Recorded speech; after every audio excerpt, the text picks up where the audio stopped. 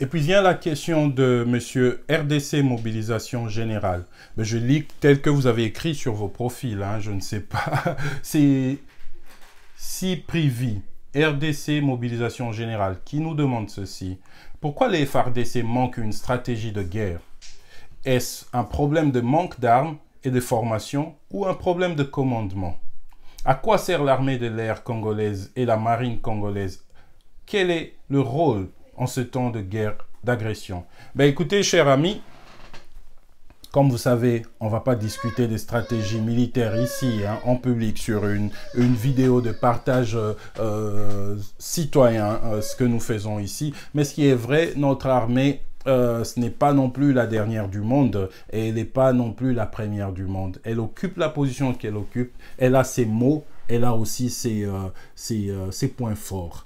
Et ce qui est vrai, je comprends votre préoccupation. Les performances sur le terrain des opérations militaires ne sont pas à la hauteur des ambitions de ce grand pays, ne sont pas à la hauteur des attentes de la population congolaise. Ça, c'est une vérité. Et vous avez légitimement le droit de poser cette question.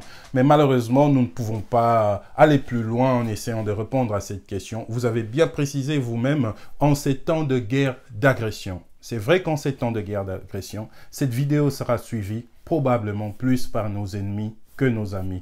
Donc, nous ne pourrons pas discuter très en long et en large sur la situation de notre armée. Mais ce qui est vrai, vous posez la question si c'est un problème de manque d'armes, de formation ou bien de commandement. Il y a un peu du tout là-dedans, vous savez. Nous n'avons pas non plus les équipements à la hauteur de la grandeur de notre nation. C'est pas parce que nos dirigeants ne veulent pas d'une armée grande. C'est aussi parce que la communauté internationale, sous l'égide de l'ONU, nous a forcés à un régime d'embargo qui ne dit pas son nom. On dit vous pouvez acheter les armes, mais quand vous achetez une arme, quand vous achetez des matériels militaires, soumettez une liste de vos achats au Conseil de sécurité de l'ONU et elle vous dira si ça passe ou ça casse. Déjà, vous savez, les armes, les matériels militaires, ça ne se vend pas comme de petits miches de pain. Vous n'allez pas vous présenter à la boulangerie et dire je veux 10 baguettes. Le boulanger prend son argent et vous donne les miches de pain. Mais les armes, c'est différent, vous savez. Ceux qui le fabriquent, c'est les intermédiaires et les acheteurs font ces transactions sous couvert de secret. Parce que le fabricant ne veut pas forcément que le Rwanda sache qu'il vend aussi bien à la RDC et au Rwanda. Le trafiquant ne veut pas l'intermédiaire. Il ne veut pas que Kagame sache que tu m'aides à acquérir les armes et tu aides aussi Félix. Et voire même le pays qui vend les armes. Il ne veut pas non plus savoir que il est à la fois allié du Rwanda et de la RDC. Donc les armes, ça vient avec... c'est un peu comme le secret bancaire suisse. Et le Conseil supérieur de l'ONU nous oblige à briser ce secret. L'implication directe de cela, ce régime d'information que le Conseil de sécurité de l'ONU nous oblige, c'est la réfraction de fournisseurs, des fabricants, des intermédiaires. À la RDC, vous venez avec vos millions, mais on ne vous vend pas parce qu'on sera obligé de soumettre ces informations au Conseil supérieur de l'ONU. Donc, ils viennent chez nous, ils disent, écoutez, vous n'êtes pas sous embargo. Hein. Le représentant de l'Union européenne en RDC, M. Châtaignier, l'a répété plusieurs fois, mais c'est de l'hypocrisie, c'est un mensonge. Ils savent mieux que nous que les armes, ça ne se vend pas, ça ne s'achète pas, comme de petites miches de pain. Ils savent que c'est un embargo. C'est aussi une des raisons qui fait que nous n'avons pas les équipements qu'il faut à la hauteur de nos ambitions. Mais j'ai appris que le gouvernement a choisi l'option de remettre en question cette option de l'ONU, ce qui est encourageant et nous sommes tous derrière le ministre des Affaires étrangères, M. Christophe Lutundula. Nous sommes tous derrière le chef de l'État, Félix-Antoine Tshisekedi, leur encourageant de poursuivre dans cette optique. Parce qu'il s'agit bien de la souveraineté d'un pays libre, indépendant, qui est mis entre les mains du Conseil de sécurité, injustement, alors que ceux qui nous agressent ont accès au marché des armes, le Rwanda. Et même, il est armé et équipé par l'Angleterre, par les États-Unis d'Amérique, par Israël, par plusieurs pays influents de cette communauté internationale. Et puis vient la suite, c'est M. Greco-Nazareth, Nazareth Greco. Est-il important de négocier avec le M23 et respecter son cahier de charge? À qui profite la guerre que subit la RDC? La deuxième question a déjà été répondue dans la vidéo précédente. Négocier avec le M23, respecter leur cahier des charges, nous avons un gouvernement qui les a traités courageusement et justement de terroristes. Donc les terroristes, on ne négocie pas avec eux, on ne respecte pas un cahier des charges qui nous aurait soumis parce que de quel droit? D'où tire-t-il la légitimité d'avoir des revendications, ce que vous appelez cahiers de charges, et les imposer au gouvernement congolais? D'où tire-t-il? D'où vient l'émanation de la légitimité de cette action? On ne peut pas le justifier. Aucun intellectuel, aucun praticien de la politique ne peut justifier l'émanation de cette légitimité à imposer au gouvernement congolais un cahier de charges. À moins que ça soit une puissance derrière, c'est M23, à moins que ça soit un pays, le Rwanda, derrière, qui veut imposer son cahier de charges pour assurer son influence, sa suprématie dans la région. Donc, pour être franc avec vous, je dirais, avec le M23, on ne négocie pas, on se bat avec eux. Ce sont des voyous, il faut les gagner sur le terrain. Y. Rung Kalamb.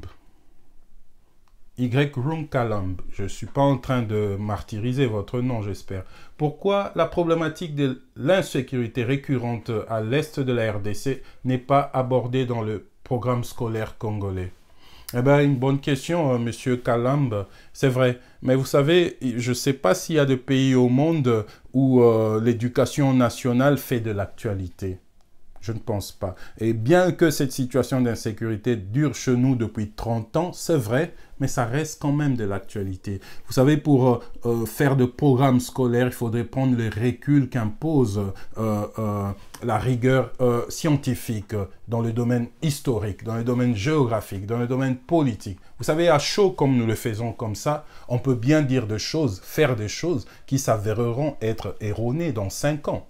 Dans le coup, dans le feu de l'action, je ne sais pas s'il y a de programmes de pays au monde qui imposent une telle éducation à la scolarité de leurs enfants. Mais je pense que dans 20 ans, après cette vidéo, nous aurons le temps d'enseigner à nos enfants. Écoutez, nous avons eu un voisin belliqueux qui s'appelle le Rwanda, qui a causé plus de 12 millions de morts chez nous, parce qu'il en voulait à notre tungstène, à notre coltan, à notre cassérite, et il voulait avoir une influence politique et économique sur nous. Nous aurons le temps d'accoucher cela sur un programme qu'apprendront nos enfants. Je l'espère. Il y a Meshak Moussa Chabanz qui évoque la question de la traçabilité des minéraux extraits au Congo. Écoutez déjà, ça, c'est très complexe. Hein. Le minerai, je veux vous dire, c'est très complexe. C'est très complexe. La traçabilité des minéraux, on peut toujours essayer, mais on n'obtient jamais un résultat satisfaisant à 100%. Mais on peut essayer, c'est vrai.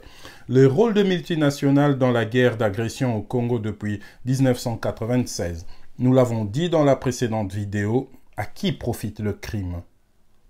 Le tungstène, le coltan, l'or finissent où?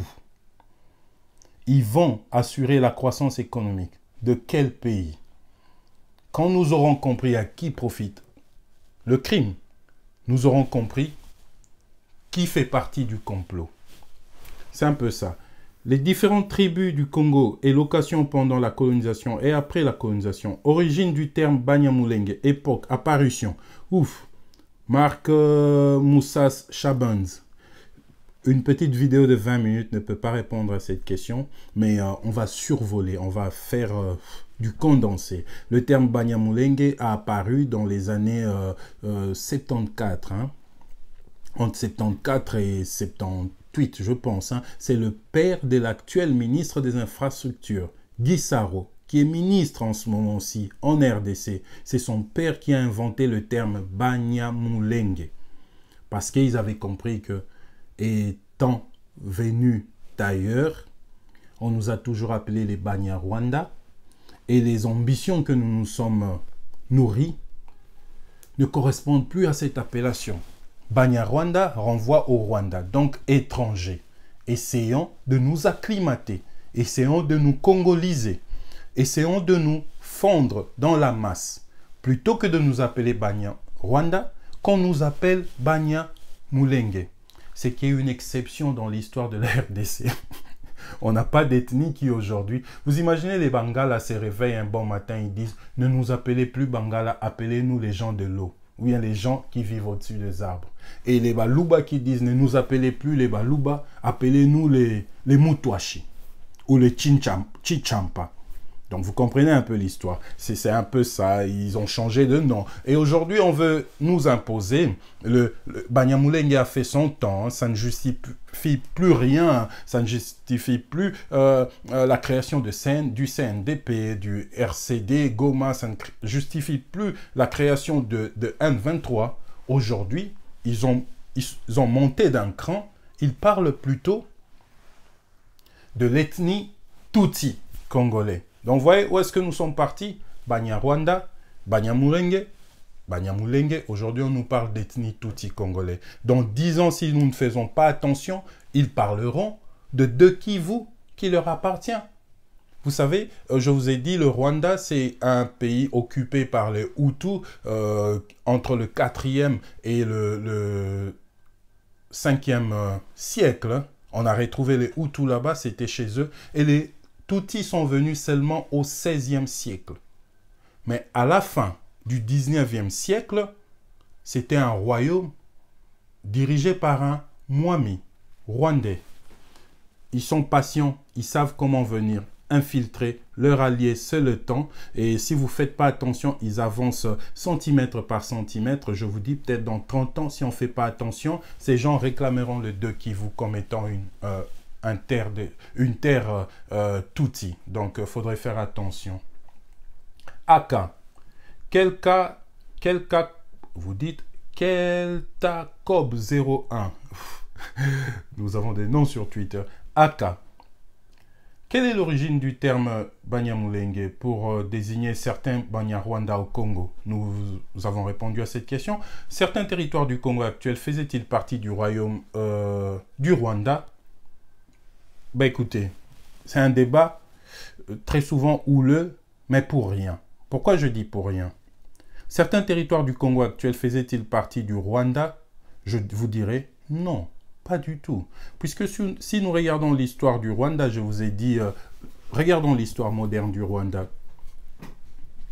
Le Rwanda, quand les Tutsis y ont installé un royaume dirigé par les Mwami, il s'en est suivi, pas très longtemps, dans les 1800 quelque chose, la présence occidentale en Afrique. Ils sont venus. La Belgique contrôlait la RDC. Notre parti, ça existait déjà. Et de l'autre côté, il y avait une lutte entre les Anglais et les Allemands. C'est disputé constamment ce territoire. De 1909 à 1910, il y a même eu de sortes de conflits armés entre l'Angleterre et l'Allemagne pour se disputer ces territoires rwandais. C'était le Rwanda-Urundi, ce qui est l'actuel Rwanda et l'actuel Burundi. Et si vous regardez... ce sont les Allemands qui ont prévalu. Ils ont constitué ce qu'ils ont appelé les East African... attendez, je vais vous dire... C'est un peu l'Allemagne de l'Afrique de l'Est. Ça comprenait l'actuel Rwanda, le Burundi, une partie de la Tanzanie. Ça partait vers la Libye là-bas et tout ça. Et quand vous regardez le map, comment on dit map en français, quand vous regardez le... Comment je dis ça? Quand vous regardez le map, je ne sais plus comment on dit map en français. Quand vous regardez le map de ce territoire-là, le German East Africa. Quand vous regardez le territoire de German East Africa, qui a donné naissance en partie au Rwanda et au Burundi actuel, vous n'y trouvez aucun territoire congolais. Les limites, les frontières naturelles avaient joué leur rôle. Le lac Tanganyika, le lac Albert, le lac Kivu faisaient que c'était des démarcations naturelles. Cette question de population rwandaise de l'autre côté de la RDC, avant ou après, n'a pas lieu d'être parce que, déjà, pourquoi n'a pas lieu d'être? Je vais poser une question, mon cher ami. C'est qui a posé cette question? C'est Aka. Je pose une question. Vous êtes à table, votre épouse vous sert un très bon boukari, un bon foufou que vous dégustez avec le pondu et le makayabu. Un ami entre, Christian Nyamabo entre, vous demande qu'est-ce que vous mangez. Quelle serait votre réponse? Vous mangez le foufou avec le pondu et le makayabu, ou bien vous mangez l'eau mélangée à la farine de manioc et à la farine du maïs, ou bien la semoule, accompagné du pondu et du manioc. Quelle serait votre réponse logique? Vous ne me direz pas que je mange l'eau chauffée mélangée au manioc, à la farine. Non. Nous connaissons tous que le foufou est fait de l'eau chaude mélangée aux deux farines, de manioc et de maïs. Mais on appelle ça foufou. Pourquoi je dis ça? C'est banal. Qu'est-ce que Christian raconte? La question, c'était pas une question culinaire. Mais écoutez, la conférence de Berlin de 1885, c'est un point critical, c'est un point charnière dans la délimitation des États en Afrique. Ce qui vient avant cela n'a pas d'implication sur les États-nations modernes que nous avons créés en Afrique depuis 1885. Les limites, les frontières reconnues du Rwanda et de la RDC après 1885 ne sont pas discutables. C'est pour ça que j'ai commencé par dire cette question et elle n'est pas pertinente parce que ça nous renvoie à rien du tout sauf à une perte du temps. Si on devait aller fouiner dans l'histoire et refaire les délimitations, je vous dis l'Europe, l'Afrique, l'Asie, l'Amérique, les États tels que nous les connaissons aujourd'hui n'existeraient plus. Vous savez que les États-Unis d'Amérique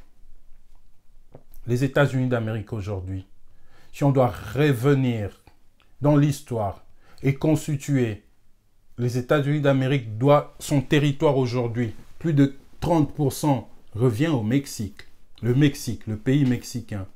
Et c'est documenté, c'est dans les livres d'histoire, dans les encyclopédies, tout le monde le sait. Mais est-ce pour autant que le Mexique doit aujourd'hui dire, écoutez, Nevada nous appartient, Texas nous appartient. Vous savez, on ne peut plus refaire ces genres de choses. L'Allemagne actuelle, vous savez que le territoire allemand, c'est un territoire prussien. Le prussien venait de la Russie. Est-ce qu'aujourd'hui, Poutine peut dire on récupère Berlin parce que ça nous appartenait? La France, la Belgique, vous savez, c'est après 1885, la conférence de Berlin en Afrique, les frontières africaines ont été figées, marquées dans le marbre. Et on ne peut pas y revenir. C'est pour ça que je dis que cette question est inopportune. Mais même si on veut aller creuser dans cette question, on ne trouvera pas de territoire rwandais dans l'actuelle configuration de la RDC. Allons maintenant à la question de Monsieur C. Mus, Cuba Camus. Comité de sanctions des Nations Unies qui interdit aux transporteurs d'acheminer le matériel militaire de la RDC acheté. Voilà le seul sujet qui devait faire le bruit aujourd'hui. Je suis totalement d'accord avec vous et nous avons parlé de cette question. La situation de l'embargo qui ne dit pas son nom, c'est une fourberie de la communauté internationale. C'est une forme de paternalisme que nous impose le Conseil de sécurité des Nations Unies et il est ici question d'encourager le chef de l'État, Félix-Antoine Tshisekedi, notre ministre des Affaires étrangères, M. Christophe Lutundula, de poursuivre dans la direction qu'ils ont choisie. Il faudrait casser ce lien-là, ce cycle de paternalisme qui ne correspond à aucune réalité. La RDC, depuis 30 ans, c'est un pays agressé. Ce n'est pas à l'agresseur qu'on vient dire « ne lève pas ta main pour te défendre ». C'est aux agressés qu'on soumet ces genres de régimes. Mais c'est le contraire qui se passe. Les États-Unis arment et forment l'armée rwandaise. L'Angleterre fait de même. La Suède, la Suisse, toutes ces grandes nations contribuent à la formation de l'armée rwandaise, équipent l'armée rwandaise, qui est l'armée qui agresse.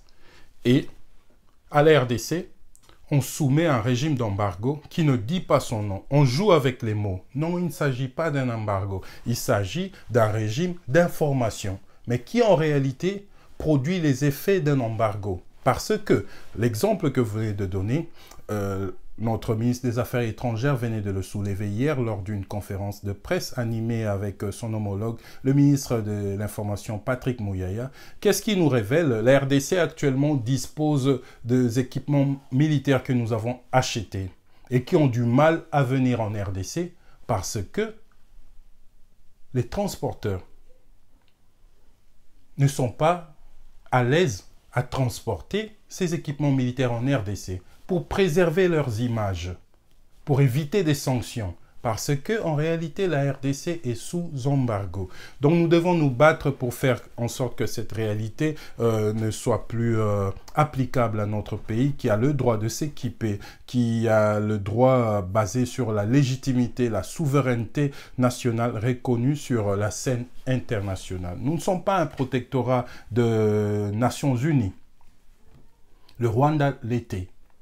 Entre 1924 à 1900, je pense, si ma mémoire est bonne, entre 1924 et 1940, quelque chose, le Rwanda était le seul pays qui appartenait aux Nations Unies. C'est après la Deuxième Guerre mondiale, à la défaite de l'Allemagne. Je vous dis que le Rwanda et l'Ouganda aujourd'hui faisaient partie de East African, comment est-ce qu'on dit ça? Le pays de l'Allemagne de l'Afrique de l'Est, German East Africa. Eh bien, quand les Allemands ont perdu la Deuxième Guerre mondiale, on leur a dépouillé de tout. C'est comme ça qu'on a pris le Rwanda et l'Ouganda. On a donné ça sous protectorat. C'était devenu un pays de l'ONU qu'ils ont cédé aux Belges pour un moment. Gérer pour nous ce pays. Le seul pays qui a appartenu à l'ONU, c'est peut-être la raison pour laquelle l'ONU a gardé ses affinités en tant que père du Rwanda et nous vivons ce que nous vivons aujourd'hui. Donc c'est parti de... Attendez, je vais vous dire ici, si je ne dis pas des bêtises.